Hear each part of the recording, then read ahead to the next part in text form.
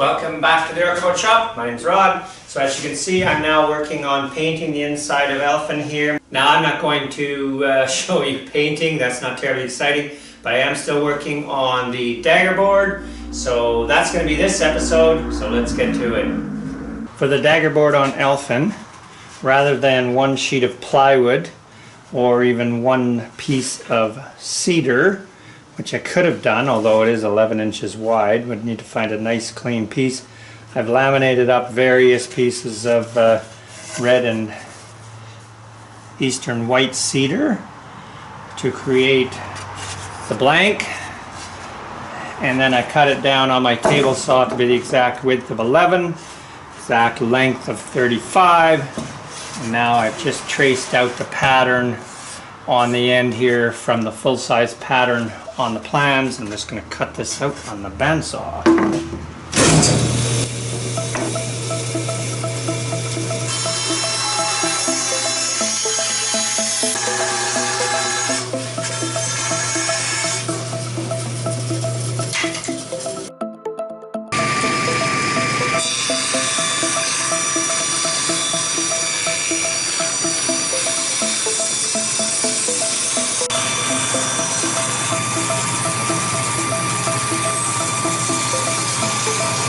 So again, I don't really want to look at the end grain. I was thinking I'd put a piece of mahogany on here until I realized that, well, if I was to round it over, I'm going to end up just showing the mahogany. So let's make it bigger then. That's 1.5 inches. I take 1.5 inches off, add 1.5 inches back on with mahogany.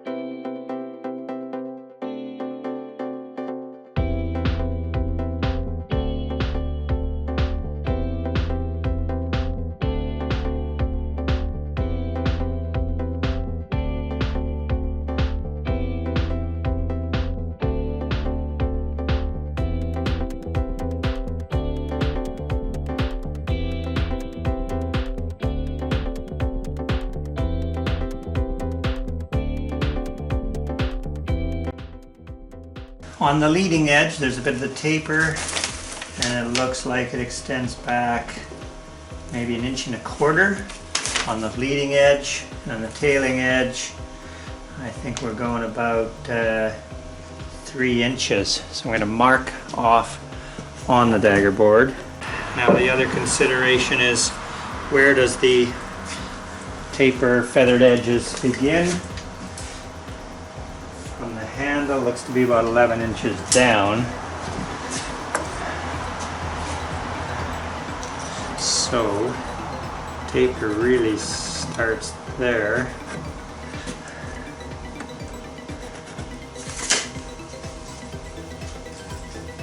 So mark.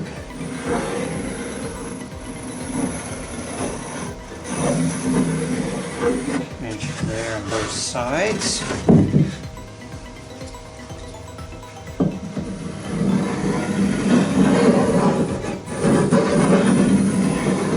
Like so, because the rest will be in the centerboard box, Dagger board box.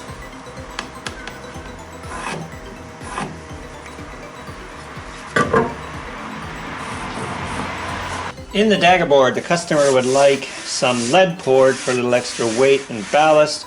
We're going with a 3-inch diameter hole, and then of course it'll just be the 3/4 inches thick, and that'll be filled with lead. So I've marked off an approximate where I want it. Not too sure how much difference it's going to make. Down lower would probably be better, but I would like it kind of centered from corner to corner. So if we went 6 inches from there and 6 inches from there. So we're just gonna go with that.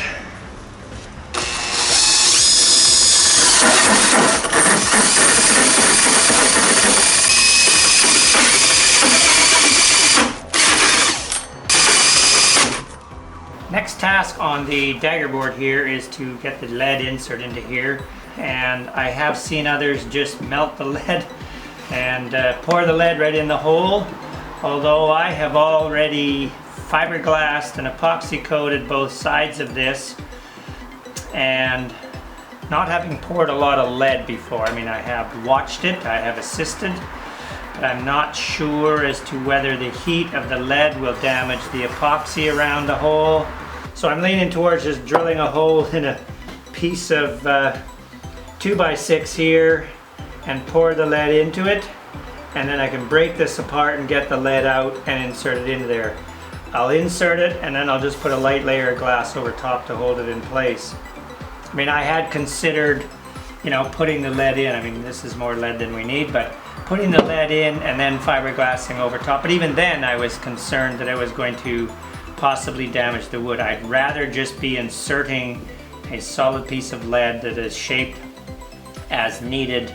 I can always just put it in there with epoxy, sand it basically smooth with the rest of the glass, and so that is the principles I'm working on right now, and we're gonna see how that's gonna work.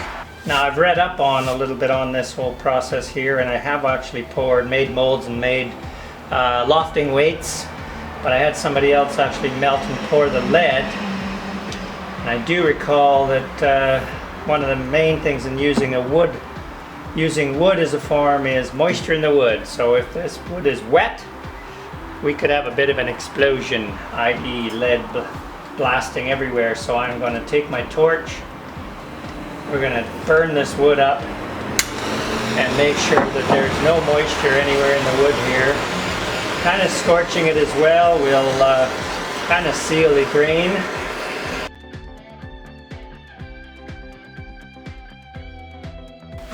Now, I'm not just going to pour right here on my bench, so I'm going to need to put a piece of plywood or solid wood on the bottom. And I suppose for good measure I should torch that plywood as well, just in case. Alright, I cannot foresee any moisture being in there. Now it's time to melt some lead. Now, I do have a kiln that I can melt metals in, bronze, silver. However, I got a kit, can't remember where from, you know, off of Amazon, whatever. I've used it a couple of times. The issue is the tongs that they have provided to pick up the crucible are pretty wobbly, and I have dropped, or the crucible has flipped over on me.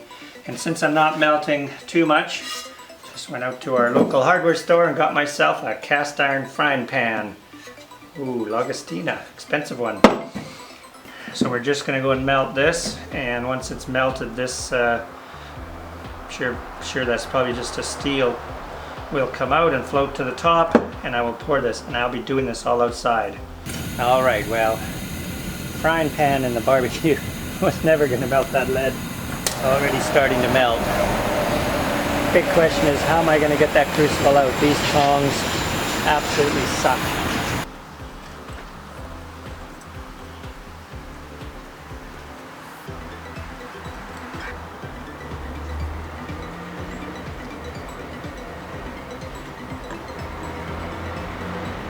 Well, let's see how well this turned out. Is it just going to pop out of there, or do I have to split this open?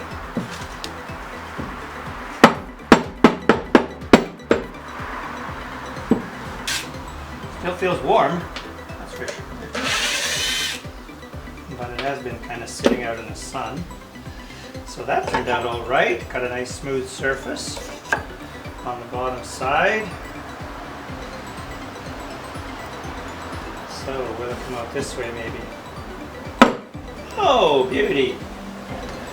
I'm not sure how warm that is. I don't want to get burned, but let's just see how well we did on the fit. Oh my gosh, that is so close. A little bit of shaving, that's going to go right in there. Success. Alright, to get this to fit in there, the first thing I'm going to do is just cut away this little bit of lead here, which surprisingly enough you can cut with a knife. Try and save the pieces.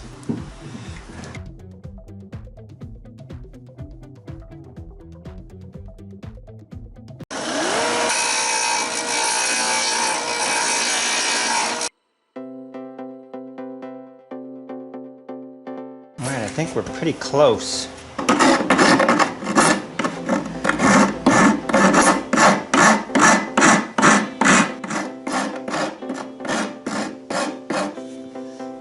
Just got a little bit of epoxy on the edges there.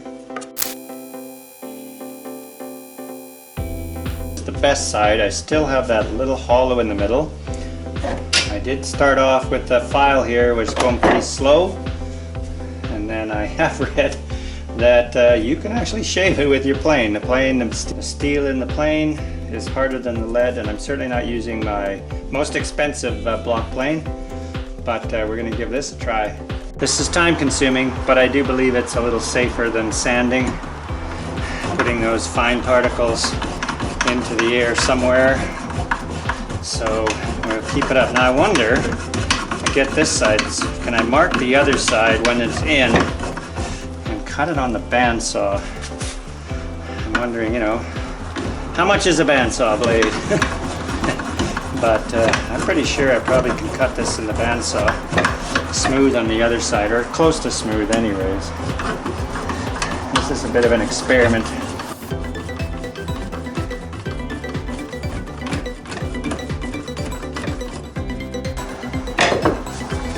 Alright, well, I'm at about my wit's end on this one. Alright, I want this down on the table. I'm going to put some weight on there. I am pressing my piece in. Actually, darn it, wrong way.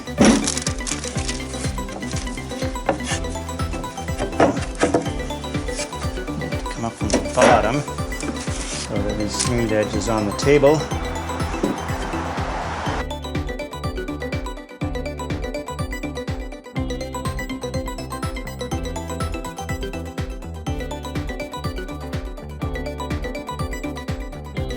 Probably just all coming out the other side, but I just need this to be in there long enough, held in there long enough to sand it smooth and glass over top of it.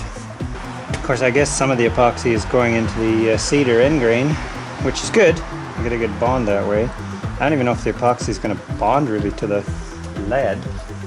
I'm not really hoping that's the, you know, the plan.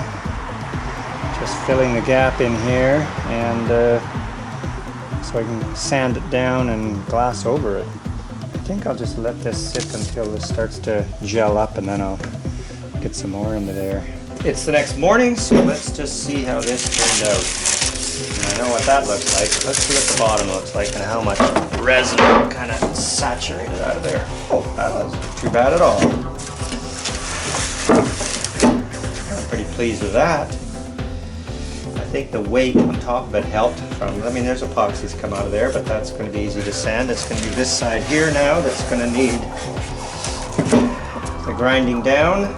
Now that I've built this Dagger board, in hindsight, I think it would have been more prudent to just have built the board, made the lead puck, inserted it, ground it down, and then glassed over top of everything, which I'm going to do. I'm just going to put a patch over there, but anyways, that's got some good weight to it.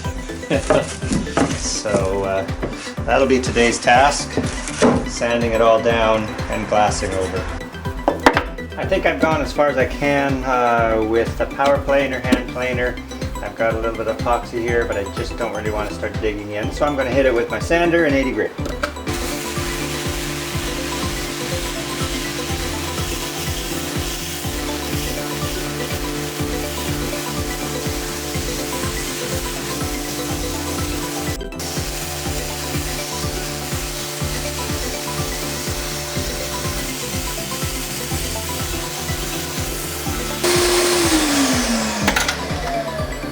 Right, well, maybe a little bit of hand sanding. I don't know, that looks rough. Will it kind of come up a little bit shinier with epoxy? I guess we could just put some thinner on there and see. Suppose if I want that shiny, I'm going to have to sand it a little bit finer. I'm going to go 120 and 320.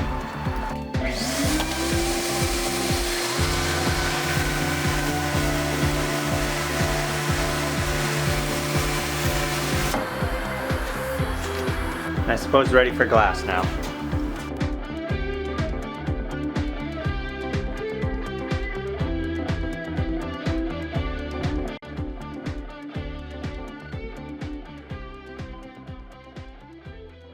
With the lead weight puck inserted in there and some fiberglass over top, all I have to do now is sand this whole board and add a couple more coats of epoxy to seal edges, and then it's ready to be installed other than varnishing. So thank you very much for watching, and we'll see you next time. I'll be working on some sail parts now. We've got to start working on the mast, boom, and yard. Take care.